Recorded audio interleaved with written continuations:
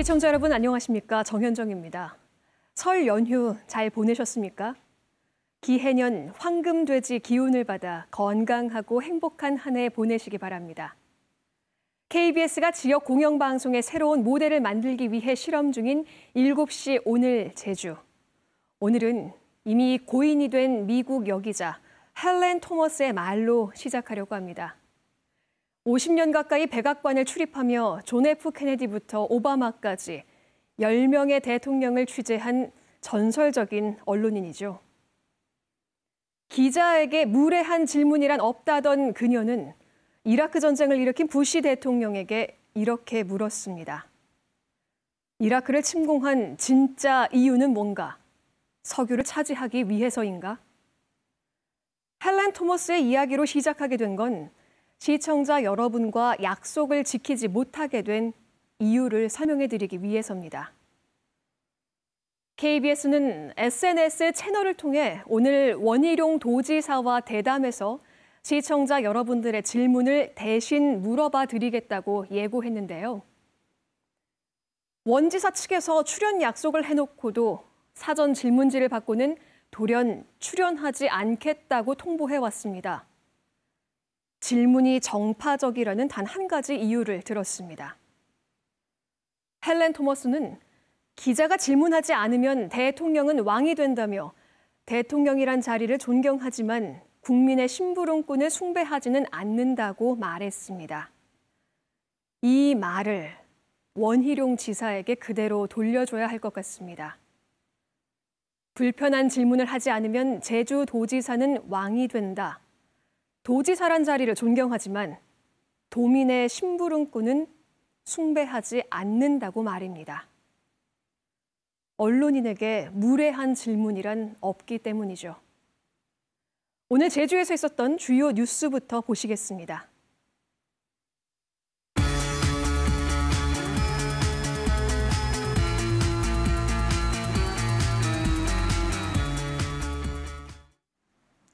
네, 오늘 제주에서 있었던 뉴스를 정리해드리는 뉴스브리핑 손보련입니다. 먼저 지난 한 주 KBS 제주 페이스북에서 가장 화제를 끌었던 뉴스부터 살펴볼까요?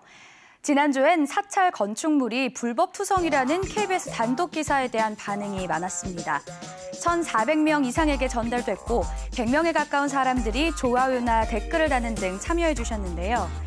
가장 도덕적이어야 할 종교인들이 법조차 지키고 있지 않다는 사실에 많은 분들이 분노를 나타냈습니다.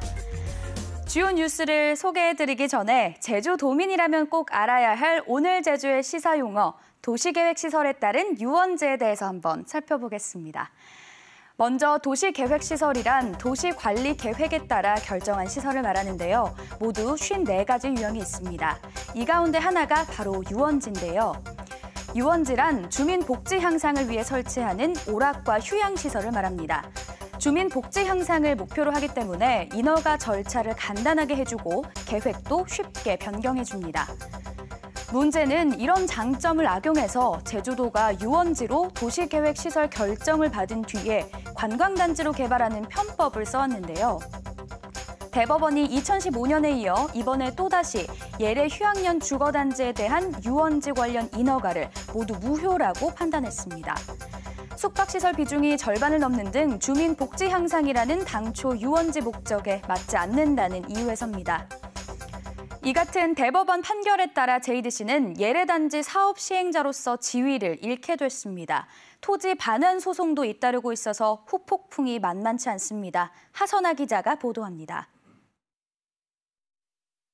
대법원이 예래 휴양형 주거단지 관련 인허가 처분은 모두 무효라고 한 원심 판결을 확정했습니다. 숙박시설 비중이 절반을 넘어 유원지 성격에 맞지 않는다는 2015년 토지수용재결 무효 판결 의견을 받아들인 결과입니다. 이에 따라 JDC를 예래 주거단지 사업 시행자로 지정한 실시계획 인가를 비롯해 개발사업 시행 승인 등 2005년부터 2014년까지 행정처분 15건이 모두 무효가 됐습니다.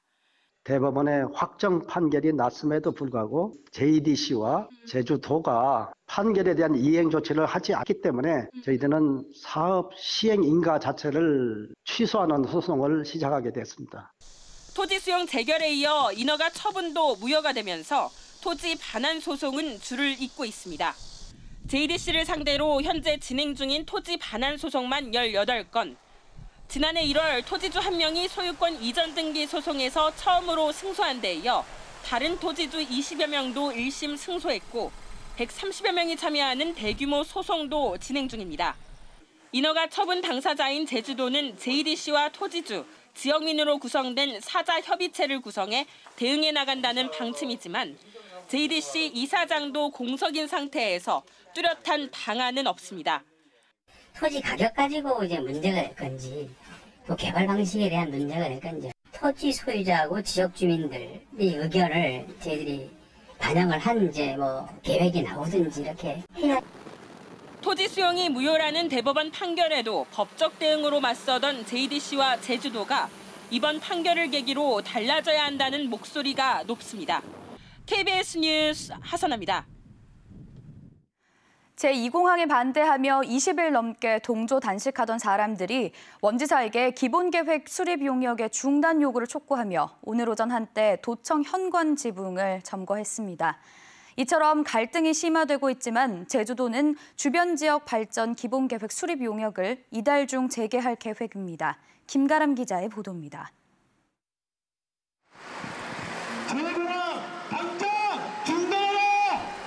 제주도청 현관 위에 2공항 반대 현수막이 등장했습니다. 도청 앞 천막촌 사람들이 사다리를 타고 올라가 점거한 겁니다. 건강 악화로 38일 만에 단식을 멈춘 김경배 씨에 이어 동조 단식도 20여일째. 이들은 국토교통부의 2공항 강행을 막아내자는 목소리에 아무도 응답하지 않아 극단적 방법을 택했다면서 기본계획 수립 용역에 대한 원지사의 중단 요구를 촉구하고 5시간여 만에 자진 해산했습니다. 제주의 지향을 걸고 제주 제2공항 나가릴 것입니다. 무능하고 무책임한 원희룡 도둑에게 마지막으로 기회를 주겠습니다. 하지만 제주도는 1년 가까이 중단했던 2공항 주변 지역 발전 기본계획 수립에 나섭니다. 사전 타당성 용역 제조사 검토위 활동 등으로 중단했던 절차를 국토부의 기본계획 수립에 맞춰 재개하는 겁니다. 이르면 이달 말 용역을 다시 공고합니다.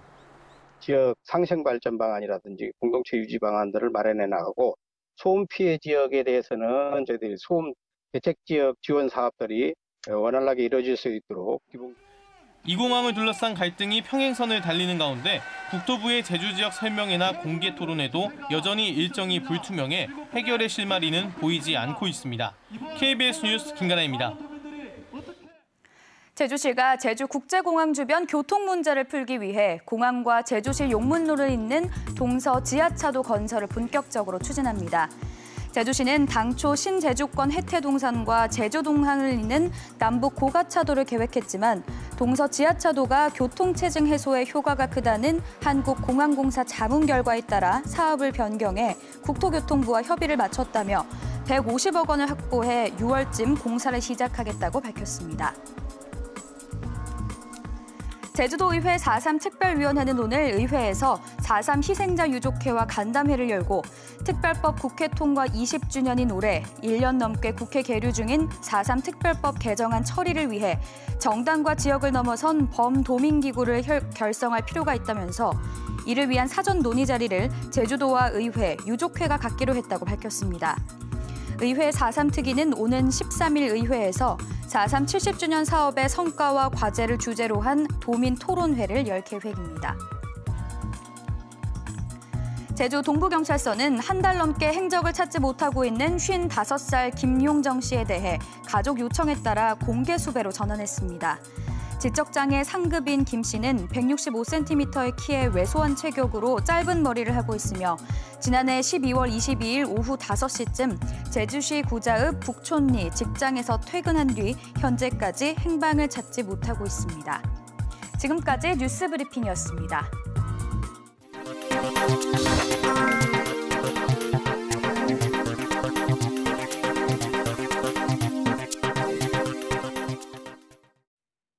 일곱 시 오늘 제주에서 정기적으로 마련하는 제주 여론 읽기 코너입니다.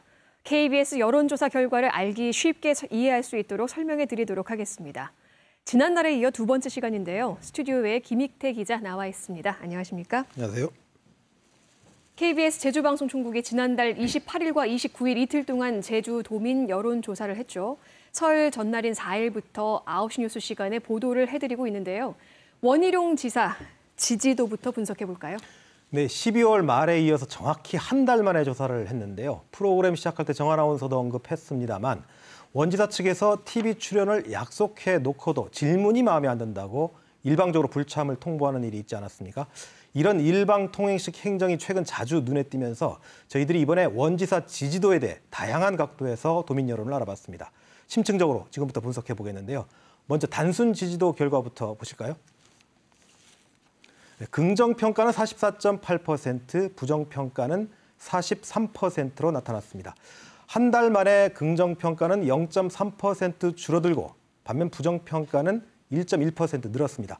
긍정과 부정 간 차이도 한 달 전 3.2%에서 지금은 1.8%로 좁혀졌습니다. 파란색이 한 달 전이고요. 지금 주황색이 이번에 조사한 겁니다. 모두 오차 범위 내이기는 하지만 지지도 하락 추세를 분명하게 확인할 수 있습니다. 영리병원과 이공항 등 현안에 대해 뚜렷한 해법을 찾지 못하고 있고 그렇다고 해서 제주 비전이나 대안을 제시하지도 못했다는 비판이 반영된 결과로 분석할 수 있겠습니다. 원지사가 반전의 기회를 찾지 못한다면 조만간 부정평가가 긍정평가보다 더 많아지는 이른바 데드크로스 현상도 예상됩니다. 네, 지금 데드크로스라고 말씀하셨는데 이 데드크로스라는 게 결국 민심을 잃었다는 지표로 봐야 되지 않겠습니까? 그렇죠. 예. 앞으로는 좀 어떨 것 같습니까? 뭐 원지사 본인에게 달려 있겠죠. 예. 이번 조사에서 차기 대선 주자 선호도에 또 원희룡 지사를 포함시켜서 물어봤어요. 네, 제주도민의 한정에서 물어본 결과라는 점 혼동 없으시기 바랍니다. 결과를 보면 다소 저는 개인적으로 놀랐는데요. 물론 한국 정치가 지역색을 벗어나야 하는 과제를 안고 있습니다만 또 그게 또 정치적 현실이기도 하지 않습니까? 그래도 원지사가 큰 꿈을 꾸는 제주를 대표하는 정치인이라는 점을 감안한다면 적어도 제주에서는 1위, 양보한다고 해도 야권 후보 중엔 1위를 차지하는 게 어쩌면 당연해 보이는데요. 결과는 보시는 것처럼 유시민, 황교안에 이어 세 번째에 머물렀습니다. 네, 이 두 결과를 종합해 본다면 제주에서 원지사의 지지도가 탄탄하지는 않은 것으로 해석해도 될까요? 그 점이 궁금해서 이번에 질문 하나를 더 추가했는데요. 9시 뉴스에도 알려드리지 않은 7시 오늘 제주에서만 살짝 공개해드린 여론조사 결과입니다. 이렇게 물어봤습니다. 선생님께서는 원지사의 도정 수행 평가와 별개로 원지사를 얼마나 지지하십니까? 대답은 임기 끝까지 지지할 것이다. 절대 지지층이라고 볼 수 있겠죠. 현재는 지지하지만 상황에 따라 지지를 처리할 수 있다. 현재는 반대하지만 상황에 따라 지지할 수 있다. 그리고 임기 끝까지 지지할 생각이 없다. 절대적 반대층인데 이렇게 네 가지 유형입니다. 입장을 바꿀 수 있다는 상대적 지지와 상대적 반대까지 포함해서 본다면 지지층은 한 56%, 반대층은 40% 정도입니다. 업무 수행에서 긍정적으로 평가한 44.8%보다는 높은 지지를 확인할 수 있습니다. 그러니까 원희룡이라는 정치인에 대한 기대감은 여전히 높은 편이지만 업무 수행에 대해서는 불만족스럽다. 이렇게 해석할 수 있겠는데요. 그 절대 지지층이 28.7%, 빨간색이죠. 절대 반대층도 24.2%를 기록했는데 그런데 이게 두 번째 도지사 임기 초반부터 절대 반대층이 전체의 4분의 1이나 되는 점은 원지사 입장에서는 우려할 만한 그런 대목이기도 합니다. 네. 그리고 이 절대 지지층이 얼마나 탄탄한 지지층인가 이걸 알아보기 위해서 교차 분석을 해봤는데 원지사를 임기 끝까지 지지하겠다는 29% 가까운 절대 지지층만을 대상으로 누구를 차기 대선 주자로 꼽는지 알아봤는데 결과는 좀 충격적이었습니다. 물론 오차 범위 내이기는 하지만 1위는 원지사가 아니라 황교안 전 국무총리였습니다. 그러니까 도지사 절대 지지층 중에서 어떤 일이 있어도 이번 임기 내 도지사를 지지하겠다는 절대 지지층 중에서도 불과 17.7%만이 원지사를 차기 대선 주자로 꼽았다는 건 원지사 현재 행보에 빨간불이 켜졌다. 이렇게 해석할 수밖에 없는 그런 상황입니다. 네, 도지사로서는 일단은 절대 지지하지만 대선 주자로서는 좀 아쉽지 않나라는 평가가 있다고 볼 수도 있겠네요. 속어로 깜냥이라는 그런 표현을 쓰는데 네. 그러니까 도지사는 어찌 우리가 봐줄 수 있지만 대선 후보감은 아니다. 이런 평가를 내렸다라고 지금 시점에서는 그렇게 평가할 수 있겠습니다. 네, 이 현안에 대한 조사로 넘어가 보겠습니다. 이번에도 이 공항에 대한 여론을 알아봤죠? 네, 그렇습니다. 제가 한 달 전 조사에서 가장 눈길을 끄는 게 제2공항 여론조사 결과였다고 말씀드렸는데요. 원점 재검토 응답자가 당시 32%로 가장 많아서 예상 밖이었다 이렇게 평가해 드린 거 기억하실는지 모르겠습니다. 그 원인을 제가 좀 분석을 해봤는데 혹시 당시 질문에 오류가 있을지도 모르겠다 이렇게 생각했습니다. 왜냐하면 당시 질문이 이공항 용역에 대해 특정 지역 선정을 위한 것이라는 의혹이 있는데 다음 중에 어느 쪽에 가장 동의하십니까? 이렇게 물어봤거든요. 그러니까 질문 자체에 이 의혹이라는 단어를 썼기 때문에 나타난 그런 편향일 수 있다고 그렇게 판단을 했습니다. 그래서 이번엔 질문을 입지 선정 관련 의혹 해소 여부와 이공항 사업 진행 동의 여부로 쪼개서 물어봤고 질문도 국토교통부는 큰 문제가 없다며 기본계획 수립에 착수했고 일부에서는 여전히 의혹이 해소되지 않았다 이렇게 주장하고 있다. 이렇게 양쪽 입장을 공정하게 그렇게 담아봤습니다. 질문이 약간 바뀌었군요. 예, 그렇죠. 네. 그랬더니 결과가 그럼 좀 다르게 나왔을까요? 그런데 이번에도 결과는 크게 달라지진 않았습니다. 이공항 사업 진행 동의 여부에 대해 늦출 수 없어서 그대로 진행해야 한다는 응답은 32.9%. 그리고 의견 수렴이 더 필요해서 입지 선정 타당성 검토를 다시 해야 한다는 32.5%. 그리고 문제 있어서 원점 재검토는 30.3%인데 지난번에가 뭐 32%니까 한 2%밖에 차이가 안 난 거죠. 그러니까 세 종류 의견이 3대 3대 3으로 팽팽했다 이렇게 볼 수도 있고요. 부정응답이 긍정이 2배라는 해석도 가능합니다. 물론 엄밀하게 해석하면 입지 선정 타당성 검토를 다시 해야 한다는 답변을 중도적 입장으로 해석하는 게 맞을 겁니다. 그런데 이 이공항 입지 선정 의혹이 해소됐느냐는 질문에 대해서 미흡했다는 부정적 응답이 61.8%로 충분히 해소했다는 긍정적 응답보다 2배 이상 많은 결과와 맞춰본다면 이 중도적 입장마저도 현재 국토부와 제주도의 업무 추진에 비판적이다 이렇게 해석할 수 있을 듯합니다. 네, 61.8%는 생각보다 높게 나온 것 같습니다. 그런데 이번에 이 제주 MBC에서도 설 연휴를 앞두고 이 공항에 대한 여론조사를 했던데 KBS 결과와는 좀 다소 다르게 나왔나요? 네, 저도 그런 질문을 좀 많이 받았는데 이 제주 MBC가 코리아 리서치 센터에 맡겨서 지난달 27일부터 이틀 동안 19살 이상 제주도민 1,010명을 유무선 전화로 조사한 결과인데요. 이 제주 지역의 제2공항이 필요한가에 대해서 필요하다 52.9%, 필요하지 않다 43.8%, 그러니까 필요하다는 응답이 9.1%포인트 높게 나타났습니다. 이 조사는 이 공항의 필요성 여부를 물어본 결과이고요. KBS는 이 공항 입지 선정 의혹이 해소됐느냐, 그리고 앞으로 사업 진행을 해야 하느냐 여부를 이렇게 물어본 것이죠. 그러니까 질문이 다르니까 결과도 당연히 다른 것이겠죠. 2019년 현재 시점에서 무엇을 도민들에게 물어봐야 하는지에 대한 양 언론사의 가치 판단이 달랐다. 이렇게 보시면 될 것 같습니다. 네, 그러니까 결과가 다르게 나왔다는 건 질문의 그 포인트나 포커스 자체가 좀 달랐기 때문에 결과가 다를 수 있었다라는 말씀 같습니다. 중요한 결과 중심으로 검토를 해봤는데요. 이거 말고도 또 주목해서 봐야 할 여론조사 결과가 있나요? 네, 잠시 후 KBS 제주 9시 뉴스 시간에 재미있는 여론조사 결과를 보도해드릴 예정인데요. 영리병원 조건부 허가에 대해 시민단체에서 주장한 도지사 주민 소환 투표에 대한 동의 여부를 물어봤습니다. 저희 개인적 예상과는 매우 다른 결과가 나왔으니까 오늘 밤 9시 뉴스 꼭 확인해 보시기 바랍니다. 지금 말씀해 주시는 게 아닌가요? 예, 조금만 기다리시면 되겠습니다. 네, 이렇게 또 예고를 해주셨으니까 저도 참 궁금한데요. 제가 잠시 후에 9시 뉴스에서 또 잘 전해드리도록 하겠습니다. 정말 중요한 거 마지막으로 안내해 주셔야겠죠? 네, 이번 여론조사는 KBS 제주방송 총국이 여론조사 전문기관 디오피니언에 의뢰해 지난달 28일과 29일 만 19살 이상 도민 800명을 대상으로 유선과 휴대전화로 시행했으며 표본 오차는 95% 신뢰 수준의 플러스 마이너스 3.5%포인트, 응답률은 16.6%입니다. 그리고 한 가지 더, 여론조사에서 응답률이 16.6%면 그 매우 높은 편이거든요. 그러니까 KBS에 대한 신뢰성을 보여주는 여론조사 결과라고 볼 수 있는데 적극적으로 참여해 주셔서 매우 고맙습니다. 앞으로도 KBS 여론조사 전화를 받으시면 성실하게 답해 주시면 고맙겠습니다. 왜냐하면 여러분의 답변이 곧 제주의 여론이기 때문입니다. 그리고 마지막 질문에 고정 패널에 참여해달라는 요청을 드릴 겁니다. 내년부터 KBS 여론조사에 고정적으로 참여할 패널을 구성하기 위해서인데요. 여러분의 개인정보를 철저하게 보호할 예정이니까 적극적인 참여 부탁드리겠습니다. 네, 지금까지 제주 여론읽기 김익태 기자였습니다. 고맙습니다.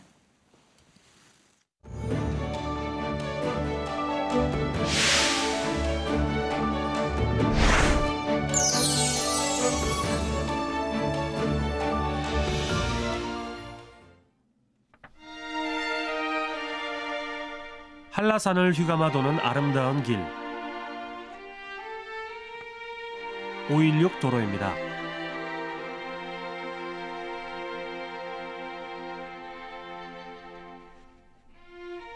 하지만 과거의 이 길은 516 도로가 아닌 횡단도로라 불렸습니다.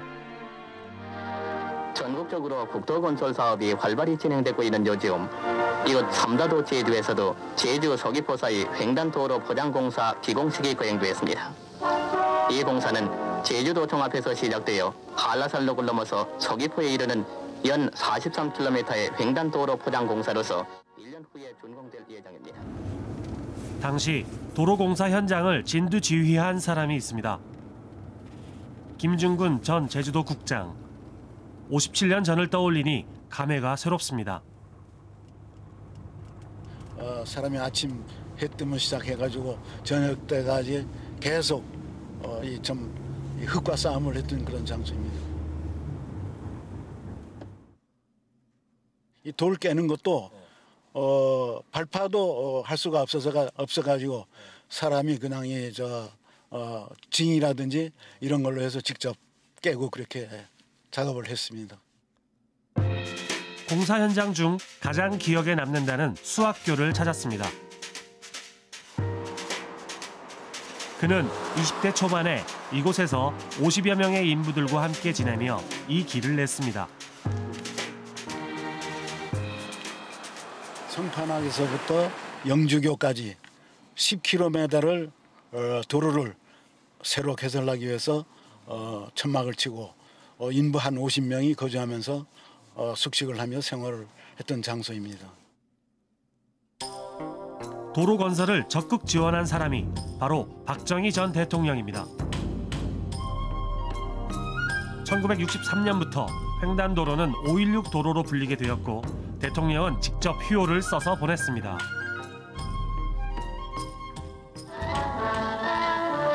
제주시와 서귀포 사이에 한라산 횡단도로의 역사적 개통을 보아 도민들은 기쁨에 가득 차 있습니다. 한라산 중거리를 가로지르는 총 연장 43km의 이 횡단도로는 작년 3월에 착공해서 1년 8개월 만에 개통을 보게 됐는데 제주 서귀포 사이의 거리와 시간을 절반으로 단축시켰으며 앞으로 이 도로는 제주도의 산업, 경제, 관광의 발전은 물론 학술과 문화 교류 등 제주도 지역 개발에 크나큰 역할을 맡게 될 동맥선이 될 것입니다.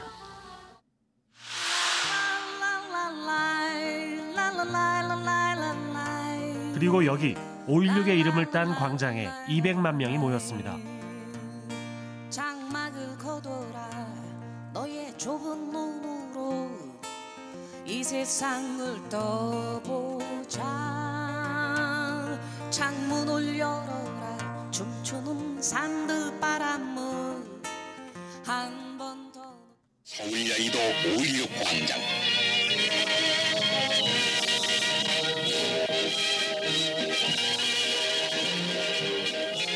시민들이 이 광장에 모여 중대간부 서울시민 골기대회를 가졌습니다. 이날 수많은 젊은이들은 손가락을 깨물어 혈서를 쓰며 우리의 살 길을 찾자고 외쳤습니다. 하지만 516 광장이란 명칭 역시 민족의 광장이란 이름을 내리고 붙인 겁니다. 박 대통령은 516 광장 준공식에 참석해 관계자들을 격려했습니다.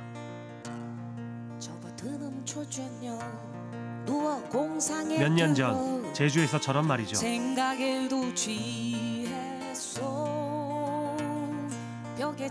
516 광장은 1997년 여의도 광장, 1999년 여의도 공원으로 바뀌었습니다.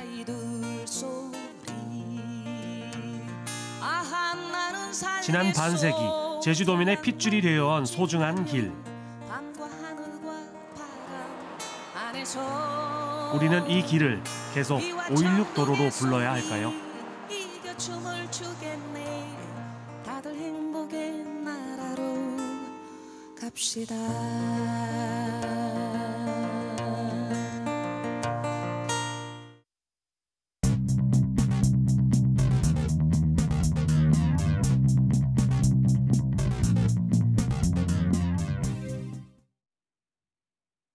일곱 시 오늘 제주 짤막 대담 시간입니다. 제주도 교육청이 발표한 올해 10대 정책 가운데 화제를 끌고 있는 주제죠.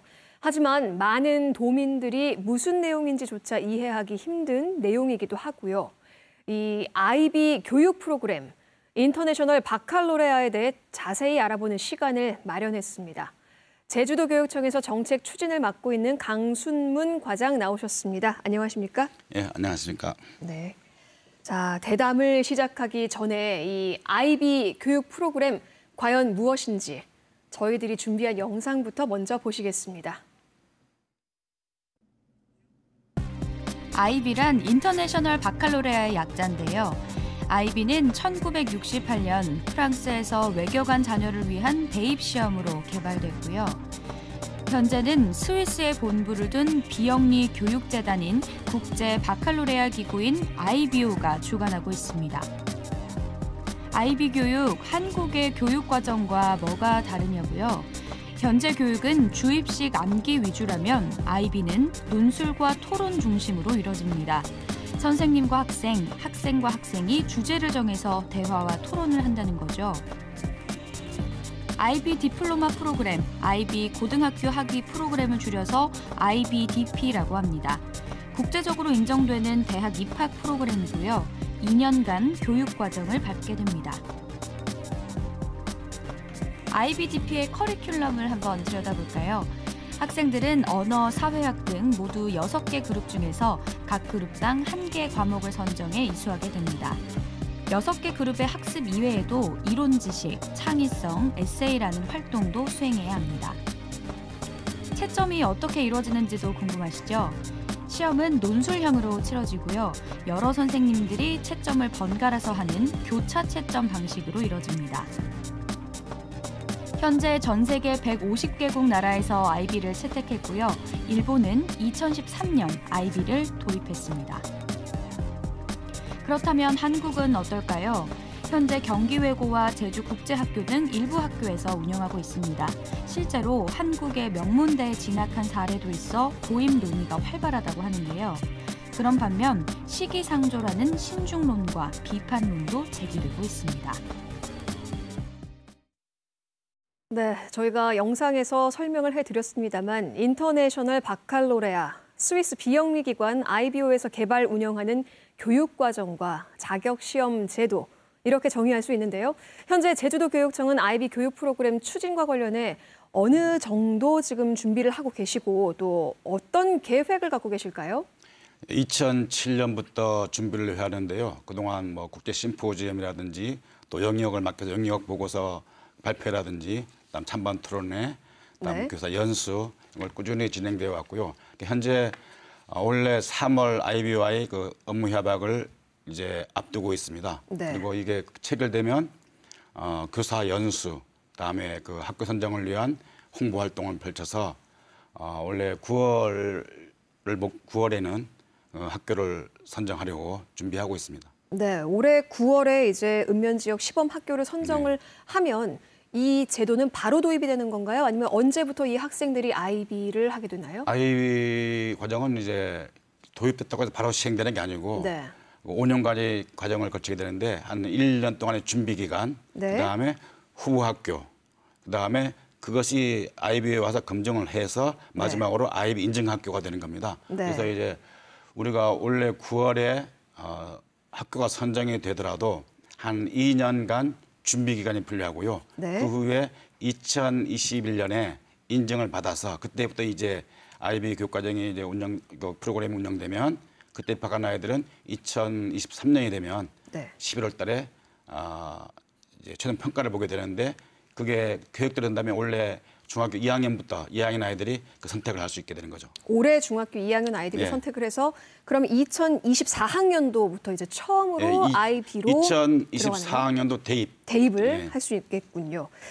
이게 참 우려하는 목소리가 많은 건 알고 계시겠지만 한국 교육은 여전히 암기식이고 주입식이고 객관식 문항 위주에서 벗어나지 못하고 있다는 비판을 받고 있는데 이 점에 대한 문제의식 때문일까요? 이 IB를 왜 도입을 해야 되며 왜 필요한 걸까요? 예, 제주도 교육청이 맨 처음에 IB를 도입할 이제 고민된 게 평가이기 때문입니다. 교육과정들이 바뀌고 뭐 2016 교육과정도 매우 우선 교육과정이긴 한데 평가가 바뀌지 않으니까 이제 수업이 바뀌지도 않고 그래서 교육과정, 수업, 평가 일체화를 개인하는 가장 중요한 요소가 평가이거든요. 그래서 그 평가 혁신을 위해서 이제 들어오게 됐고요. 평가 학교에 대한 불신 자체가 평가에 대한 불신이잖아요. 이 아이비를 통해서 평가의 신뢰성과 또 평가에 대한 공정성을 확보해서 또 그게 공교의 신뢰로 이어질 수 있지 않나? 이제 처음은 그렇게 했는데 이제 이게 읍면적으로 이제 우리가 생각하면서 우리 아이들에게도 그 정답 하나만 있는 그런 교육 과정이 아니라 다양한 생각을 끄집어내는 이제 그런 교육 과정을 운영하자. 또 그런 교육 과정이 지금 우리 제주도에는 공간적으로 국제학교가 있지 않습니까? 네. 그래서 국제화의 학교에 다니는 아이들뿐만 아니라 우리 제주도 지역 일반 학교 아이들한테도 이런 기회를 제공해보자 하는 취지에서 도입을 결심하게 되었습니다. 네. 이 필요성에도 불구하고 현재 국내 대학에서는 아이비 전형으로 입학하는 경우가 좀 드물죠, 지금? 예, 지금 아직 그 교육부에서도 이거 관련해서 이제 용역을 맡게 이제 하고 있고 이제 네. 결과가 곧 나올 거라고 보는데요.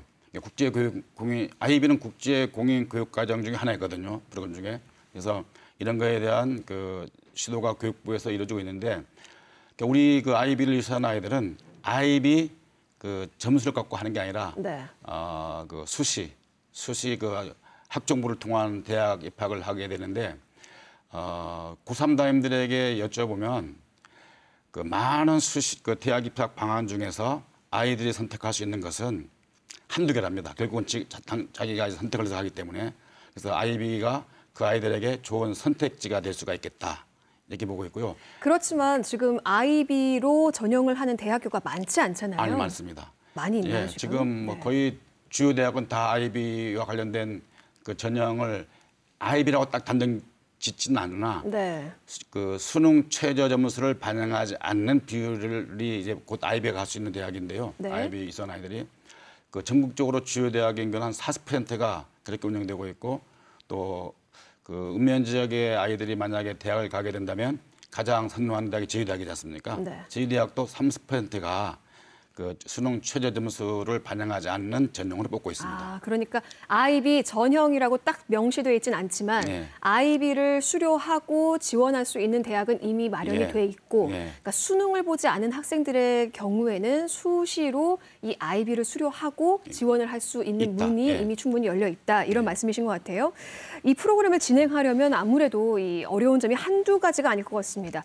난이도도 만만치 않을 거고요. 이게 공부하는 과정도 쉬운 과정은 아닐 텐데 이런 현실이라면 이 읍면동 지역의 고등학교가 아니라 외국어고나 과학고에 먼저 좀 실행해 보는 게 어떠냐 하는 의견도 있었을 것 같은데요.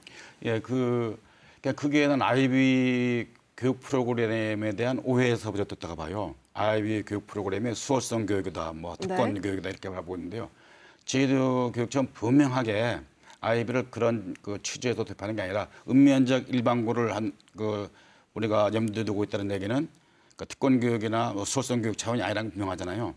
그러니까 우리 아이들이 충분히 이 교육 과정을 이 프로그램에 이수할 수가 있고 지금 이제 뭐 평가 혁신 아까부터 계속 얘기했지만 읍면 지역 아이들에게도 좋은 선택지를 제공하자. 또 이것이 평가 혁신과 이루어지기 때문에 이런 혁신이 뭐 제주에서 이제 시작되는 혁신이 이제 전국적으로 번져서 지금 단계에서 평가에 대한 혁신과 또 대입제도 개선이 필요하다는 인식이 확산되기를 네. 기대하는 부분들이 있습니다. 그러니까 많은 분들이 우려하는 그 뭐 귀족 교육이다, 뭐 특별한 교육이다 이런 게 아니라 네, 아닙니다. 오히려 읍면동 학생들에게 좀 더 도움을 줄 수 있고 네. 좀 더 실험을 해볼 수 있는 좋은 기회다라는 그러니까 말씀이시죠. 실험이라고 표현하기엔 좀 부정적인 이미지가 강고요. 실험이라고 보기보다는 아이들에게 그 새로운 다양한 교육 프로그램을 제공한다. 제공하는 왜냐하면 이게 기회를 줄 수 있는. 강요하는 게 네. 아니라 학생과 학부모가 선택하는 거거든요. 네, 네. 그러니까 선택한다는 것은 뭐 강요가 아니라 신뢰이 아니죠. 본인이 내가 이 아이비 교육 프로그램을 통해서 대학에 입학하고 네. 또 아이비 그 최종 테스트를 통과하게 된다면 외국에 있는 여러 대학들도 갈 수 있는 자격이 주어지기 때문에. 네. 그런데 이게 또 한 가지 이 프로그램이 기본적으로는 영어, 뭐 불어 이런 식으로 네. 진행을 하고 있지 않습니까? 이게 지금 한국어로 아직은 공인을 안 받았죠. 예, 그게 이 3월 달에 아이비하고 MOC를 맺을 때 그 내용이 포함될 겁니다. 지금 내부적으로는 한국어 번역이 이제 오케이를 받았고요. 네. 그러니까 지금 원래 그 아이비 교육 프로그램은 영어, 프랑스어, 스페인어가 기본 언어입니다. 그래서 아이비오 자체가 자기네들이 그 레벨을 유지하기 위해서 다른 언어들이 들어오는 것을 막아놨어요 그동안. 네. 그런데 최근에 일본어가 이제 들어왔고 한국어가 이제 들어가게 되는데 한국어로 IB 교육과정 프로그램을 운영할 수 있게 된 것이죠. 한국어로. 네. 그러면 한국어로 이제 교육까지 할 수 있고 어느 정도 이제 질문들의 답이 다 가고 있는데 이거를 가르치는 이제 교사들의 질이나 그들에 대한 교육에도 의문이 갈 수밖에 없는데요. 예, 그게 지금 쉽지 않은 문제인 건 사실입니다. 그런데 대한민국 교사들 중에서 제주도 교사들이 가장 우수하다고 평이 나 있거든요. 그러니까 대한민국 교사는 또 세계에서 가장 우수하다고 하잖아요. 그런데 이제 제주도 교사들 중에 이미 한 100명 이상이 해외 장기간 연수를 다녀왔고 네. 현재 IB 동아리 교사가 운영되고 있고 또 최근에 IB 운영과 관련해서 고등학교 대표과정 운영하기 위해서 교사들을 모집했었어요. 한 14명 정도가 지금 이미 확보가 되어 있는 상태입니다. 그러니까 이게 지금 이 가능한 교사를 잘 양성을 하고 교육하는 것도 큰 과제라고 할 수 있을 것 같습니다. 그게 매우 큰 과제입니다. 네네. 짧은 시간이 남아서 마지막으로 좀 이 제도나 아니면 불신을 가지고 있는 시청자 여러분들께 한마디 좀 부탁드리겠습니다. 예, 제주도 교육시청은 우리 아이들의 건전한 성장을 위해서 끊임없이 노력해 왔습니다. IB 교육과정 도입도 그런 방안이 하나라고 생각했으면 좋겠고요. 그러니까 이런 것이 우리 아이들에게 다양한 좋은 선택지를 제공한다는 차원으로 이해했으면 좋겠고 걱정하는 분들이 우려와 염려 잘 알고 있습니다. 그런 우려와 염려가 현실로 드러나지 않도록 저희들이 최선을 다해서 진행하고 우리 아이들에게 좋은 기회를 만들어 보고 싶습니다. 네. 많이 응원해 주십시오. 네, 자리 함께 해주셔서 고맙습니다. 여기서 마무리하도록 하겠습니다. 고맙습니다. 감사합니다.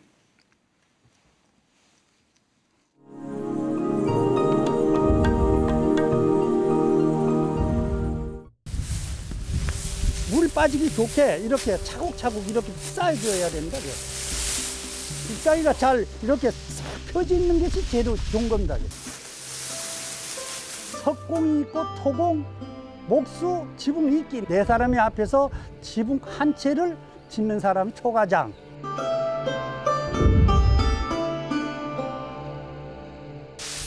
살살 덮어주면서 불로 바람에 날리지 않게 동여매고 물 빠짐이 좋게 해야지. 그 아니면 물이 새서 지붕이 썩고 볏집은 물에 가면은 바로 썩는데 이거는 비에 가더라도 볏집보다는 좀 질겨서 오래 가고 빨리 썩지는 않습니다. 제주시 쪽으로는 2년에 한 번 비가 좀 적으니까 남쪽에 우리 서귀포 이 동부 지역에는 비가 많아서 1년에 한 번씩.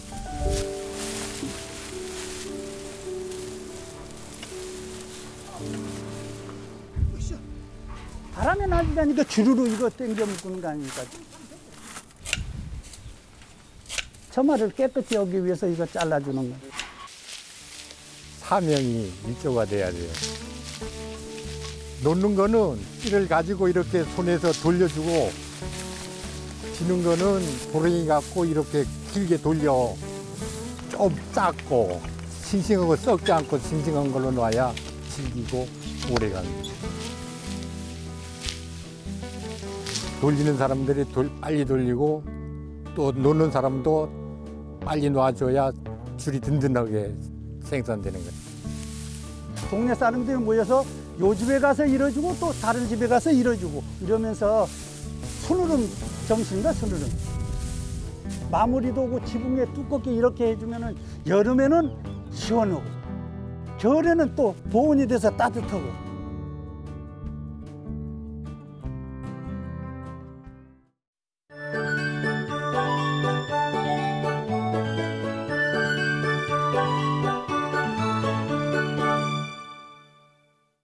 오늘 낮부터 찬바람이 강하게 불기 시작해 퇴근길엔 체감 온도가 뚝 떨어졌습니다. 강풍은 내일 낮까지 이어지겠는데요. 비닐하우스 등 시설물 관리에 유의하셔야겠습니다. 내일 아침은 1에서 4도로 평년 기온을 2도가량 밑돌아 더 추워지겠는데요. 출근길 체온 유지에 각별히 신경 쓰셔야겠습니다. 찬바람이 강하게 불면서 미세먼지는 말끔히 사라지겠습니다. 추위는 주말까지 계속된 뒤 다음 주 초부터 평년 기온을 회복하겠습니다. 갑작스레 찾아온 추위에 감기 조심하시기 바랍니다. 다음은 내일의 기온과 해상 날씨입니다. 내일 아침 최저기온 0도에서 4도로 오늘 아침보다 최대 7도가량 낮겠고 찬바람까지 불면서 매우 춥게 느껴지겠습니다. 낮 최고 기온은 남부 지역 10도를 제외하곤 4도에서 5도의 분포로 오늘보다 최대 4도가량 낮게 나타나겠습니다. 현재 제주도 전해상과 남해서부 먼바다에 풍랑주의보가 내려진 가운데 물결이 매우 높게 일고 있는데요. 해상엔 오늘 밤까지 안개가 끼고 내일까지 바람이 강하고 물결도 매우 높게 일겠습니다. 항해나 조업하는 선박들의 주의가 필요합니다. 풍랑특보는 내일 오후에 해제될 예정입니다.